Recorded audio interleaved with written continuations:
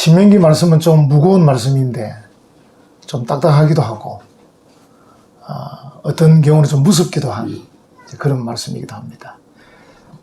호렙산에서 이스라엘 백성들이 하나님을 아주 거역한 그런 내용들 말씀하셨고, 오늘 본문에서는 또 그 외의 지역에서도 하나님께 범죄했다, 이제 이런 내용들을 말씀하고 계십니다.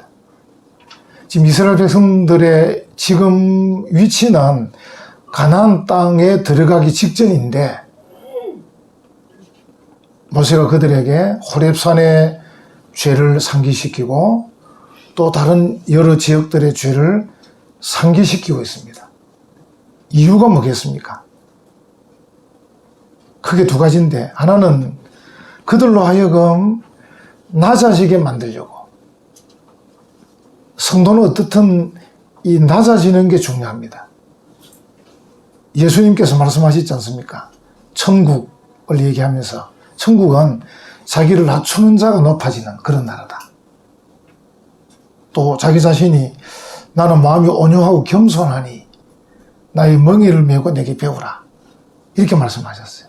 그래서 이런 죄악들을 자꾸 상기시키는 것은 그들로 하여금 낮아지게 만들려고. 우리가 그런 사람들이지, 우리가 하나님 앞에 이런저런 범죄를 저지른 그런 사람들이지, 낮아지게. 두 번째로는 그것 때문에 하나님의 자비를 구하는 자리에 있게 하려고. 하나님, 자비를 베풀어 주세요. 하나님이 용서해 주셔야 됩니다. 성도에게 있어서 꼭 필요한 자세가 그 자세입니다. 하나님, 용서해 주세요. 하나님, 자비를 베풀어 주세요. 정말 필요한 자세. 우리가 자칫하면요, 하나님께 자비를 구하지 않을 수가 있어요. 내가 많이 배웠잖아요. 내가 많이 가졌잖아요. 또 경험도 많이 했잖아요. 내가 아는 것도 많아요. 내가 지위가 높잖아요. 하나님의 자비에 대해서 생각 안 할 수가 있어요. 근데 모세는 이스라엘 백성들에게 그들의 죄악을 상기시켜주면서 하나님 앞에 낮춰야 되고 하나님의 자비를 구해야 된다. 그 이유 때문에 지금 이걸 들추내는 거예요. 이미 지나온 과거인데, 이제 가나안 땅에 요단강 건너가면 들어가면 되는데 지나온 과거를 들춰내는 거예요. 그래서 하나님 앞에 낮은 자세, 자비를 구하는 자세로 요단강을 건너가게 하려고 하는 것이죠.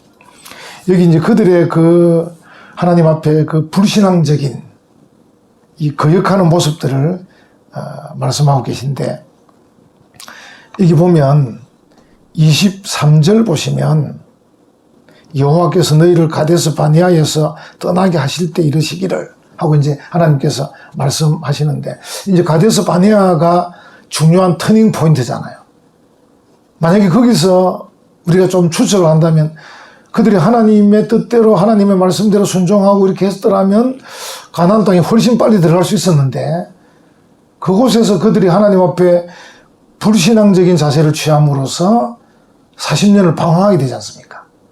여기 주시는 말씀이 뭐냐면 너희는 올라가서, 히브리어로 알루 올라가서, 이건 이제 원래 가데스 바네아에서 가나안으로 가는 이 지형적인 그 높이가 낮은 곳에서 높은 곳은 꼭 아닙니다. 우리가 그냥 지도를 보면 가데스 바네아가 밑에 있고 가나안이 위에 있기 때문에 올라가는 것처럼 보이지만 그렇지 않습니다. 그런데 여기 알루라는 단어를 썼을 때는 신앙적으로도 너희가 좀 뭡니까? 우리가 보통 텐션 업 시킨다는데 좀 업 시켜서 들어가야 될 땅이다, 그런 뜻입니다. 올라가서 너희가 좀 신앙을 좀 업 시켜서 들어갈 수 있도록 올라가서 내가 너희에게 준 땅을 차지하라. 차지하라는 이 말도 이제 그 히브리어 단어에 두 가지 의미가 있는데, 하나는 뭐냐면 다른 사람 것을 빼앗으라 라는 의미도 있고, 또 하나는 기업으로 삼으라, 이런 뜻도 있어요. 우레슈라는 단어인데, 이 뭐냐면 이제 이스라엘 백성들이 신앙을 좀 업시켜서 하나님께서 말씀하신 대로 가나안 땅에 들어가서 그 땅을 차지하고, 그리고 그곳에서 정착해서 자손들에게 기업으로 물려주라. 하나님의 그 계획을 다 얘기하는 거예요. 하나님의 계획. 가나안 땅에서 이스라엘 나라를 건설해서, 믿음의 나라를 건설해서 계속 자손 대대로 물려줄 수 있는 그런 기업을 만들라고 하나님이 세운 계획을 지금 그들에게 말씀합니다. 여러분과 저에게도 똑같은 말씀입니다. 우리에게도, 오늘날도 우리에게도 야, 너희들이 세상을 향해 나갈 때 너희 믿음을 업시켰어. 이 주일에 와서 여러분들이 하나님 앞에 회개하고 기도하고 또 찬송하고 말씀 듣고 은혜 받고 우리의 신앙이 업되어서 세상으로 나갈 수 있도록, 세상에 나가서 믿음으로 정복하고, 세상의 빛과 소금으로 살고 아름다운 이 영향력을 끼쳐서 자손들에게도 계속 그 아름다움을 물려줄 수 있도록 그렇게 해라. 올라가서 차지하라. 두 단어가 굉장히 중요한 그런 단어입니다. 올라가서 차지하라. 이런 말씀들을 하나님이 계속해서 주셨어요. 한 번 주신 게 아니고 계속해서 주셨어요. 근데 그 23절 뒷부분에 한번 보시면, 너희가 너희 하나님 여호와의 명령을 거역하여. 그러니까 하나님 앞에 이 거역했다. 그들이 그 말씀을 거역했다. 설명해 줍니다. 믿지 아니하고 그 말씀을 듣지 아니하였더니, 어떻게 보면 하나님의 그 명령을 거역한 그 상황을 두 가지로 설명한, 하나는 믿지 아니했다. 믿음이 없었다, 너희가. 예수님께서도 계속 신약에서 사역하실 때 늘 하시던 말씀이, 너희가 믿음이 없다. 믿음이 적은 연고다. 계속 그런 말씀 하셨죠. 히브리 11장 6절에도 믿음이 있는 자는 하나님을 기쁘시게 할 수 있습니다. 믿음이 없는 자는 하나님을 기쁘시게 하지 못합니다. 믿음이 정말 중요합니다. 믿음. 여러분과 제가 정말 믿음. 종교개혁자가 말한 오직 믿음. 우리가 하나님에 대한 이 믿음이 정말 중요해요. 하나님 믿습니다. 우리 사도신경 고백할 때도 I believe, 내가 믿습니다. 이렇게 고백하지 않습니까? 하나님 우리에게 믿음을 요구하고 계신데, 근데 이스라엘 백성들이 믿지 아니하고, 하나님을 믿지 아니하니까 하나님 명령을 거역한 거죠. 믿지 아니하니까. 참 이 믿음이 얼마나 중요한지, 우리가 늘 믿음을 점검하는 것이 정말 중요합니다. 하나님 이 믿음을 점검하는 것이, 증명하는 것이, 하나님 믿음을 주십시오. 구세 믿음을 주십시오. 이렇게 해야 됩니다. 우리가 이제 믿음이 적으면 우리에게 다가오는 어떤 이 감동, 또 우리에게 다가오는 기적들, 이런 것들이 내 마음의 감동, 나를 움직일 수가 없어요. 이 무감각해지고 시큰둥해지는 거죠. 믿음이 없으면. 그래서 어떤 사람들은 하나님께서 이렇게 저렇게 막 말씀하고 계신데도 별 감동이 없어요. 왜? 믿음이 없으니까. 주여 믿습니다. 이런 참 믿음이 없으면 하나님께서 말씀을 통해서, 성령을 통해서, 찬송을 통해서 막 주시는 그 감동들을 받아들일 수가 없어요. 받아들여지지가 않아요. 여러분, 우리가 믿음이라는 게 정말 참 어떻게 보면 어려운 문제인데, 우리가 하나님 앞에 그렇게 기도하면 됩니다. 하나님 믿음을 주십시오. 구세 믿음을 주십시오. 정말. 여기 이제 함께 오는 게 뭐냐면요, 듣지 아니했다. 말씀을 듣지 아니했다. 여러분, 우리 개울의 돌 같은 경우도 계속 물이 흐르고, 어떨 때는 또 태풍이 오고 이러면서 돌이 깎이지 않습니까? 좀. 근데 우리 마음은 완악해서 하나님 말씀을 듣지 않으니까 내가 깎이지가 않는 거죠. 깎이지가 않는다. 말씀을 듣지 않는다. 참 듣는 게 정말 중요합니다. 듣는 게. 믿음은 들음에서 나지 않습니까? 근데 말씀을 잘 듣지를 않는다. 여러분들이 매주 교회 오시고 시간마다 듣고 계시지만 이 말씀을 정말 잘 듣는 게 중요합니다. 그 예수님께서 우리에게 옥토밭 말씀도 하시죠. 옥토밭, 열린 마음. 사모하는 마음. 우리가 이 마음이 열리지도 않고 사모하지도 않고 잘 듣지도 않으니까. 여러분, 우리가 이제 듣는다 그러니까 여러분들이 목사님 제가 다 듣고 있는데요, 이렇게 하실 수 있습니다. 지식적인 거 말하는 거 아닙니다. 어떤 분은 졸면서도 다 듣습니다. 보통 이제 부인들이 남편 졸면 막 발로 차고 막 이렇게 하는데, 집으로 돌아가다가 차 안에서 당신 말이야 왜 목사님 설교했는데 졸고 있냐고. 남편이 버리고 화를 냅니다. 내가 뭐 졸았다고, 다 들었는데 얘기해봐라. 부인보다 더 잘하는 거예요, 전 남편이.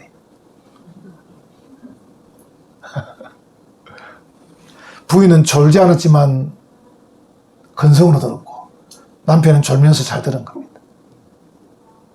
그 듣는다는 말은 지식적인 걸 말하는 게 아닙니다.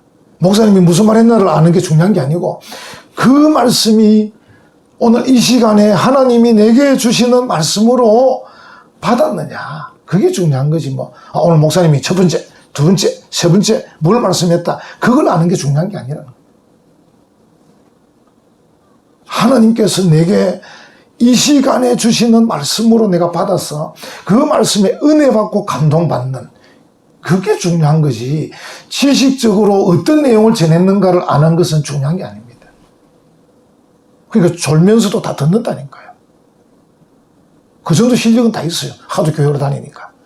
졸면서 다 듣습니다. 예. 군인들이 전방에서 졸면서 다 보초 쓰고 있습니다. 졸면서도. 그런 것처럼 이게 지식적으로 듣는 걸 말하는 게 아닙니다. 이스라엘 백성들이 얼마나 많이 들었겠습니까? 모세를 통해서. 얼마나 많이 들었겠습니까? 하나님 말씀. 근데 그들을 향해서 말씀을 듣지 아니했다라고 말하고 있는 것은 그들이 그 말씀을 자기에게 주시는 하나님 말씀으로 듣지 아니했다, 이런 뜻입니다. 정말 중요한 그런 내용입니다. 이 두 가지를 우리가 합하면은 불신앙, 하나님을 믿지 아니하고 하나님 말씀을 잘 듣지 않는 이 두 가지가 합쳐지면 하나님을 향하여 거역하고 반역하는 것이죠. 반역하는 것이죠. 스펄전이 이런 말씀을 했습니다. 천성을 향하여 가는 순례자들이 그 길인 주님이 길이잖아요. 그 길인 주님을 의심하기 시작할 때 그들은 곧 그 여행의 마지막에 얻게 될 안식을 거의 생각할 수 없게 됩니다. 주님이 길인데 길이신 그 주님에 대한 믿음이 확실하지 않으면 걸어가면서 교회 생활을 하면서도 이 마지막에 얻게 될 안식에 대해서 생각을 잘 안 하는 것이죠. 또 그렇게 크게 소망하지도 않는 것이죠. 그리고 이로 인해서 그들은 확실히 나쁜 여행자들이 됩니다. 이렇게 스펄전이 이야기했어요. 우리도 모르게 출발할 때는 은혜로 감동받아 출발했는데, 출발하고 걸어가는 동안에 주에 대한 믿음이 식어지기 시작하면 그다음부터 이 길 끝에 무엇이 있는가에 대한 별로 소망도 가지지 않고 확신도 없고 그냥 걸어가고 있는 거죠. 그래서 무엇을 향해 가는지, 무엇을 얻기 위해 가는지를 모르는 여행자는 나쁜 여행자죠. 쓸데없는 여행자죠. 그러니까 이 길 끝에 주님이 계시고, 이 길 끝에 천국이 있고, 이 길 끝에 영원한 안식이 있는 정말 목표 방향이 정확한 그런 여행자가 좋은 여행자죠. 근데 우리도 모르는 사이 믿음이 적어지고 하나님 말씀 잘 듣지도 않고 그런 상황이 된다는 것이죠. 그러니까 하나님께서 이스라엘 백성들에게 계속해서 여러 번 이런 말씀들을 계속 주셨는데 그들이 잘 듣지 않고 호렙산에서뿐 아니라 이런 지역에서도 하나님 앞에 그들이 범죄했다. 그걸 지금 모세가 지적하고 있는 것이죠.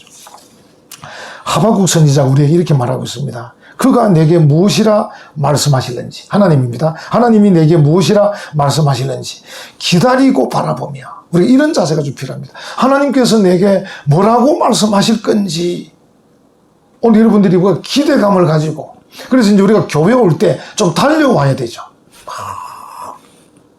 하나님께 예배드리러, 하나님의 말씀을 들으러, 하나님께 영광 돌리러, 하나님께 은혜 받으러 그가 내게 뭐라고 말씀하실지, 오늘은 도대체 하나님이 변목사를 통해서 내게 뭐라고 말씀하실는지 막 달려오는 그런 자세를 갖추자.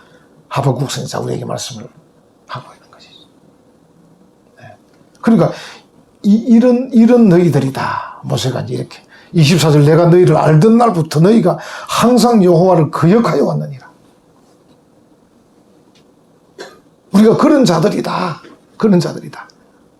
그래서 이제 모세가 그걸 지금 상기시켜 주면서 좀 여호와 앞에 낮추어서 여호와의 자비를 좀 구하자. 그렇게 말하고 있는 거죠. 그리고 이제 전체 상황은 지금 호렙산의 큰 범죄 때문에 지금 모세가 하나님 앞에 지금 40주 40야를 지금 기도하러 올라갔지 않습니까? 그래서 오늘 제목이 오래 지속된 중재 기도 이렇게 말씀드렸는데 이 정말 사람을 살리는 이 일에 우리가 중재 기도를 해야 되는데 이 기도를 잠깐만 하는 게 아니고 정말 오래 지속되게 기도해야 된다. 여러분 우리가 나의 불신 가족을 구원한다든지 나의 오랜 좋은 친구를 구원한다든지 전도 대상자를 구원하는 그 일을 위해서 우리가 기도하는데 그냥 한두 번 기도하는 게 아니고 정말 오래 지속된 기도, 정말 하나님이 들으실 수밖에 없는 그런 기도, 그런 기도를 드리자. 그렇게 말씀드리고 싶습니다. 모세가 지금 그렇게 기도했다는 거예요. 하나님 앞에. 우리가 이제 그 모세의 자세는 앞부분에 벌써 우리가 살폈었고요. 오늘은 그 모세의 중재기도 내용이 지금 나와 있습니다. 이렇게 하나님을 거역하여 범죄한 이스라엘 백성들을 위해서 모세가 하나님께 기도했는데 그 기도의 내용이 어떠한가? 모세가 하나님 앞에 뭐라고 첫 번째 기도했냐면요. 하나님이 지금 멸하시려는 이 백성이 바로 하나님 백성들입니다. 이렇게 지금 말합니다. 그게 26절 아닙니까? 26절. 여호와께 간구하여 이르되 주 여호와여 주께서 큰 위엄으로 속량하시고 강한 손으로 애굽에서 인도하여 내신 주의 백성, 곧 주의 기업, 주의 백성 주의 기업. 여러분 이거는 이제 우리가 앞에서 나왔을 때 하나님께서 이제 뭐라고 하셨냐면요, 화가 나가지고 모세에게 야 모세야 이 백성은 네 백성이다. 이 백성은 내 백성이 아니고 네 백성이다. 그게 이제 암메카인데 암메카. 그죠? 이 인칭을 써요. 암메카. 근데 모세가 이 단어를 하나님께 되돌려 드립니다. 지금 이 단어가 그 단어입니다. 그래서 이제 번역할 때 이 문맥 속에서 이게 주의 백성이라는 뜻이기 때문에 번역은 주의 백성으로 번역했지만 직역을 하면 이 백성이란 말은 바로 하나님 너의 백성입니다. 이 말입니다. 너의 백성. 하나님 네 백성이고 하나님 네 기업입니다. 그러니까 암메카 나할라트 해가지고 이제 하나님께 이게 당신의 백성이고 당신의 기업입니다. 하나님이 모세에게 하신 말씀을 모세가 확 되돌려가지고 하나님이 내게 이 백성을 내 백성이라 하셨죠. 천만의 말씀입니다. 이 백성은 더 근원적으로 따지면 하나님의 백성 아닙니까? 이렇게 이제 얘기를 하고 있는 거죠. 그래서 그걸 이제 번역하기를 주의 백성, 주의 기업 이렇게 말씀하고 계세요. 그러니까 하나님하고 모세하고 지금 어떻게 보면 기싸움을 하는 거죠. 기싸움. 하나님께서 야 모세야 내 이 백성들을 못 거두겠다. 그냥 네 백성 해라. 나는 버릴란다. 하나님 무슨 말씀입니까? 이 백성이 왜 내 백성입니까? 하나님 네 백성 아닙니까? 하나님 당신의 백성 아닙니까? 하나님께 되돌려 드려버려. 공을 그냥 하나님에게로 되돌려 버려. 여러분께서도 마찬가지. 우리 하나님이 택한 사람, 하나님이 사랑하는 사람, 하나님 그냥 두실 겁니까? 이렇게 이제 우리가 하나님 앞에 하나님의 백성임을, 하나님이 사랑하는 백성임을 강조하는 그런 내용. 이 모세가 지금 그렇게 하나님께 말씀하고 있는 그런 내용이죠. 그래서 하나님 이 백성은 원래부터는 당신의 백성입니다. 암메카 당신의 백성입니다. 원래 이 백성들은 당신의 기업입니다. 나할라트 당신의 기업입니다. 이렇게 모세가 막. 그리고 이제 이 설명을 보시면 하나님이 이 백성이 원래 당신의 백성이기 때문에 26절 앞부분에 주께서 큰 위엄으로 속량하셨고 강한 손으로 애굽에서 인도하여 내셨지 않습니까? 이렇게 말합니다. 하나님의 그 선하심과 능력에 대해서 모세가 다시 한 번 더 일깨워줍니다. 하나님 당신이 선하시고 능력이 있으시기 때문에 이 백성을 속량하셨고 구원해주셨지 않습니까? 이렇게 말하고 있는 거죠. 여러분 이게 우리가 하나님에 대해서 이 인정하는 게 굉장히 중요해요. 하나님이 구원해 주셨지 않습니까? 하나님이 불러내셨지 않습니까? 여러분과 저도 다 하나님이 우리를 죄악 가운데서 불러내셔서 이것에 모이게 한 에클레시아, 교회 아닙니까? 교회. 아멘. 그 죄로부터, 세상으로부터 우리를 밖으로 끄집어내가지고 이렇게 모이게 해주셨다고요. 그게 교회입니다. 에클레시아, 헬라어로. 그게 교회입니다. 이 에크라는 말이 뭐뭐에서 밖으로 이 뜻이거든요. 전지사하고 합성단어인데. 우리가 누굽니까? 저 같은 경우도 불신가정에 다니고 있었는데 하나님이 목사들을 통해 전도하게 하셔가지고 나를 그 불신가정에 끄집어내가지고 교회로 불러내셨는데 저를 목사로 삼으셨는데 저를 그냥 두실 겁니까? 좋은 목사로 하나님 사용하셔야 되겠습니까? 제가 막 이렇게 기도하는 거 아닙니까?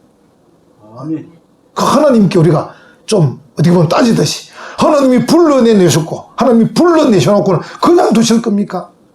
불러내시고는 망하게 할 겁니까? 이제 이런 좀 억지 같은 그런 이야기를. 모세가 지금 그 이야기입니다. 하나님, 이들이 이렇게 범죄하고 거역하고 참 못됐지만은, 그래도 이 백성이 당신이 그 선하심과 능력으로 구출해 내셔가지고, 당신의 백성, 당신의 기업 삼은 그런 사람들 아닙니까? 돌아봐 주셔야 되겠습니다. 그리고 27절에 언약을 강조하죠. 하나님이 언약 앞에 꼼짝 못합니다. 주의 종 아브라함과 이삭과 야곱을 생각하사 이 백성의 완악함과 악과 죄를 보지 마옵소서. 하나님, 이 백성이 그래도 언약의 백성입니다. 여러분과 저도 우리의 선함과 우리의 어떤 의로움과 우리의 윤리 도덕으로 천국 가는 게 아니고 우리가 하나님의 그 언약 때문에, 하나님의 그 은혜 때문에, 하나님의 그 약속 때문에, 예수님의 공로로 우리가 구원받는 줄 믿습니다. 아멘. 우리가 하나님 앞에, 하나님, 제가 좀 부족하지만 허물이 많지만 예수님의 공로 기억하시고 하나님의 그 선하심과 하나님의 그 의로우심과 하나님의 그 크신 은혜로 저를 구원하는 줄 믿습니다. 이렇게 우리가 늘 이야기하는 거예요. 여기 모세가 그 이야기, 언약에 대해서 하나님께서 이 백성을 언약 맺은 그 백성의 후손들입니다. 언약에 대해서. 그리고 이제 마지막으로 모세가 하나님의 명예, 우리로 말하면 영광, 하나님, 애굽 사람이 뭐라고 하겠습니까? 이제 이야기입니다. 하나님의 명예의 먹칠하는 것. 하나님께서 그들을 애굽에서 이끌어내셔가지고 이 광야에서 그들을 멸하시면 애굽 사람이 뭐라고 하겠습니까? 하나님의 명예에 금이 갑니다. 그 이야기를 합니다. 여기 28절. 주께서 우리를 인도하여 내신 그 땅 백성이 말하기를 여호와께서 그들에게 허락하신 땅으로 그들을 인도하여 드릴 만한 능력도 없고, 첫 번째는 하나님이 능력이 없어서 그런 거 아니냐. 저 많은 사람을 이끌고 가다 보니까 짜증이 나니까 그냥 이제 죽이려고 한다. 하나님의 능력이 없다. 하나님이 도울 수가 없다. 하나님 그 말 들어야 되겠습니까? 이제 그 말입니다. 하나님이 그 말씀 들어야 되겠습니까? 하나님 명예에 금이 갑니다. 이렇게. 또 하나는 뭡니까? 하나님이 그들을 미워하셨다. 애굽 사람들이 하는 말이 하나님이 그들을 미워한 모양이다. 애굽에서 탈출해내시고 끌고 가시다가 저들을 미워하니까, 우리가 보면 보통 사람들 미울 때가 있잖아요. 처음에는 막 좋다가 뒤에는 밉다가, 그러면 무슨 관계가 됩니까? 애정의 관계가 되는 거예요. 좋기도 하고 믿기도 하고 뗄 수도 없고 막 그런 관계. 그 사람들은 그래가지고 이제 그 애정의 관계를 잘 이렇게 성화시키지 못해서 갈라진 사람들도 많습니다. 그러니까 뭐 갈라지고 헤어지고 나눠지고 막 그렇습니다. 근데 이제 좀 실력 있는 사람들은 그걸 애정의 관계로 잘 발전시켜서 아이고 뭐 좋기도 하고 믿기도 하고 막 이렇게 같이 사는 사람도 있습니다. 하나님은 그런 분이 아니시죠. 근데 모세가 그 하나님 앞에 호소하기를, 하나님, 저 애굽 사람들이 뭘 알겠습니까? 하나님 만약에 이들을 멸하시면 애굽 사람이 뭘 하겠습니까? 하나님이 능력이 없었던갑다. 하나님 그들을 미워하셨던갑다. 그렇게 말할 거 아닙니까? 그러면 되겠습니까? 하나님의 명예에 금이 갑니다. 이렇게 얘기하는 거죠. 여러분과 저도 늘 우리가 지금 살아갈 때마다 늘 무슨 생각합니까? 어떤 일을 당할 때마다 하나님께 영광이 돼야 안 되겠습니까? 하나님께 영광이 되도록, 그리고 다른 사람에게 구원과 유익이 되어야 되지 않겠습니까? 우리 교회와 성도들의 모든 행위가 하나님께는 영광이 되어야 되고 다른 사람들에게는 구원이 되든지 유익이 되든지 그렇게 돼야 안 되겠습니까? 근데 늘 우리 그래서 하나님의 영광을 위해서, 그래서 어떤 경우는 어떤 사람과 관계에서 뭘 합니까?